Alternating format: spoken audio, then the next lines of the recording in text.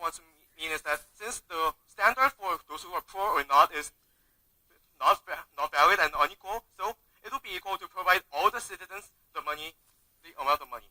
So, and second, the morale of the workers would drop as suggested by the opening opposition. However, this also proves that people's interaction with the society is not a simple thing to determine.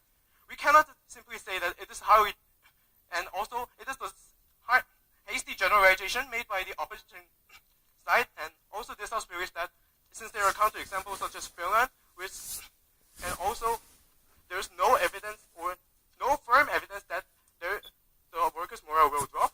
This also proves that it cannot be a valid argument. And third, the fundamental problem. The opposition side mentioned that it is the absurd plan to give $1 million, and this house agrees that the amount of money is small. However, even though the money is small, they can be used to circulate the economy. As the previous speaker from the government side has mentioned, it can contribute in the small business or also in the economy, and also contribute to the economic circulation. No, thank you, ma'am. And also, the speaker would elaborate more on the government's responsibility, as the government side has keep mentioning. And it mentions that in most countries' constitution, it mentions that it is the government should provide them the social rights. The social right is as a way of effectively granting the citizens. No, thank you, ma'am. Rights, and it is the right that can grant other rights.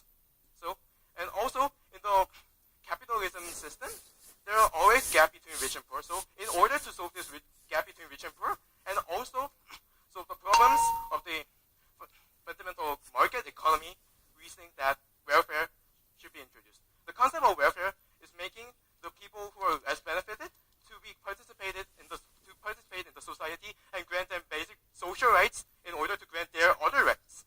And also, for the remaining time, this house would focus on the economic side. If the incomes of the people increase, the ultimate increase of the spending is followed. The increased income will boost the economy, and also it leads to the business recovery. And this house will focus on disposable income. Disposable income means the actual income that can be used in spending, and that can be also used in the actual development of the economy. Since for the lower class and the middle class, if they're given basic income, there are more disposable income, which contributes to the circulation of the money in the market, which will ultimately act as a momentum for boosting the economy and leads to the social benefit of all the society. Thank you. Okay, that was the government whip arguing for the motion, so that government should provide a universal basic income. Okay, so let's find out how many of our audience judges felt persuaded by the government whip. 17. I think that was the lowest count we've had today. 17 out of 50 audience members agreed with the government whip. All right, it's time for the last speaker of today's debate, the opposition whip. Please step forward to the podium. So I am the opposition whip, and I'm here to prove the many fallacies given by the government side. So first of all, the Prime Minister has introduced us the case of Finland. And ladies and gentlemen, where is Finland now? The Finland media call themselves Helsinki for their capital, Helsinki. And that makes it so clear that Finland's experiment has failed, and now the Finland's, like many other countries in Europe, their economy is in shambles. And what the government side is proposing to you, everyone, is that they will happily lead our nation into a failed experiment to a mistake. And thank you very much for those absurd, proposed in the first place. And also, we agree with the government side that the fundamental purpose of a state is to safeguard our citizens and help them give a sustainable economy. However, what the government side does not see is that we will stand by equity, not equality. The government side, what they don't know is that the government side will not give the resources, the limited resources, to the people in their greatest need, but rather they will give to everybody else. And by that, our opposition will give our money to the people in need, the poorest people of our society, so that the people in their greatest need will get the help of the government, which successfully fulfills the role of the government. And now, moving on to the refutes given by the government, they have constantly attacked us for having no standard between rich and the poor. Now, ladies and gentlemen, that is why we have specific policies for each case. That is why a nation has policies for housing, scholarship, clothing, everything else. And who was it that said that they were going to abolish all the policies about that and give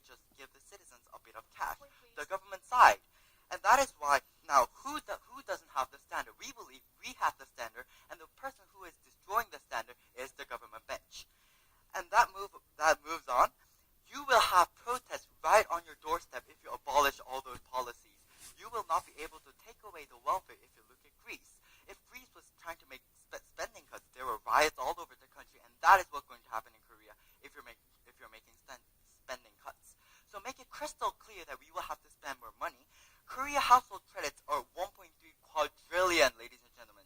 And the Federal Reserve is implying that they will increase interest rates within this year, meaning that our burden for household credits will be ever high, and the government side will still use more money for this UBI. And that leads to the fact that at the end of the day, what the government side is proposing you is the government is a country with bankruptcy, no monetary safety, and that just they will abolish the responsibility of a state that they have been emphasizing. And moving on, they've been emphasizing about human rights, how the government will be protecting civil rights with UBI, and with their status quo, what they're emphasizing is that we are not protecting civil rights now. However, first of all, UBI will not magically solve all the problems, and we gave you many problems like moral hazard and so on, which you did not refute. And also, currently we are providing healthcare, scholarship, clothing, housing, many of the things, and we are additionally giving opportunities for jobs. Now, just what do we need to do more to protect civil rights? Because we believe civil rights are housing, food, On that point, clothing. Yes, sir. does the speaker believe that current welfare system is working well to substitute the system of UBI? For UBI, we believe that under UBI it will fail, and under our policies it will succeed. And also, moving on, so the civil rights, we are doing all that we can do, and we don't see the difference between UBI and the policy we are doing. So they should be telling us what's the clear difference, the huge merit we should have with UBI, and abolish all the policy we have now. And they talked about wealth gap, and first of all, I have proved to everybody that those UBI will put our economy in our place, drag them through the ground. And so what they're telling us is that if our country is here, they would rather have this than this. If the wealth gap is small, they would rather have the poor poorer. And we believe that that is not the purpose of a government. We believe that increasing the living standards for the poor is the core purpose. And that is why the opposition has a better solution for the problem given by the government side. And they talked about the incentive to work, and they somehow magically, if we give money to everybody, they will be eager to work, go to workplaces, be productive. Now, we believe that history does not lie, ladies and gentlemen, and just look at what happened to the Soviet Union. If giving money to the people were so productive and make people so happy that they could work, why would USSR fall in the first place? Why would North Korea fall in the first place? So we believe that there is somehow magic that will cause people to be more productive. We do not understand with that. So therefore, what we have proven to you today is that under the UBI, generally, our economy will fail, just like Finland, as they told us, and therefore, the opposition has a better solution for the problem given by the government stance, and that is why we urge you to choose your future wisely. Thank you very much. All right, that was the last speaker of today's debate, the opposition whip arguing against the motion, so that government should not give UBI. All right, let's see how many of our audience judges agree with the opposition whip. I see almost all the lights on, 48. That brings the total to 90 out of 100 lights. Well done, that's almost all the audience members.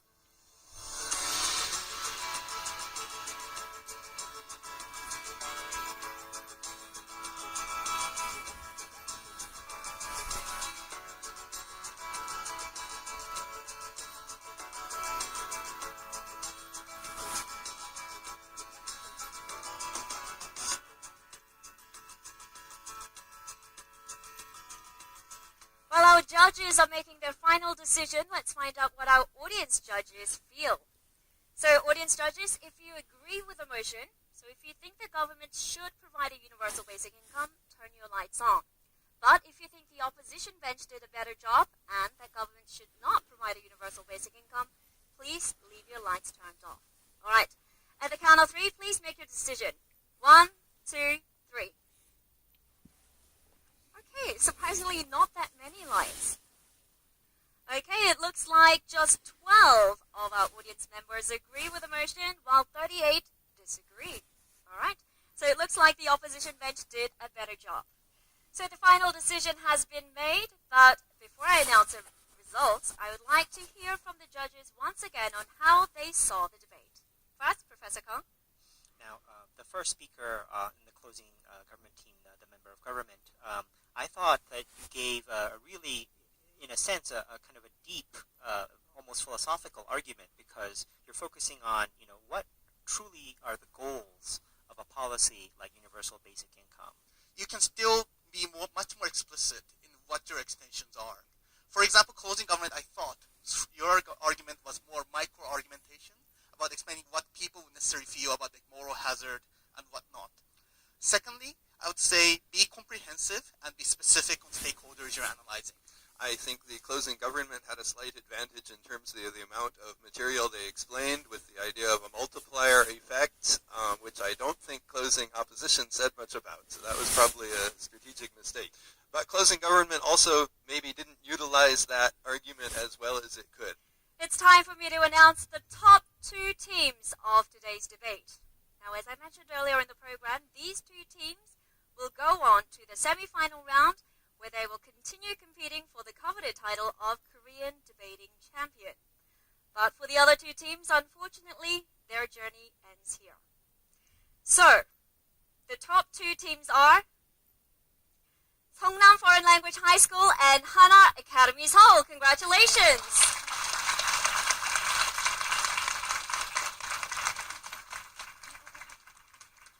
So both the winning teams are from the opposition bench. How do you feel? I think we had a great experience, regardless of who won in this debate, because we could discuss social issues that we hadn't thought about before.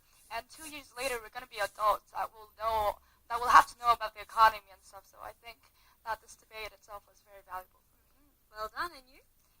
Same for me. It was a great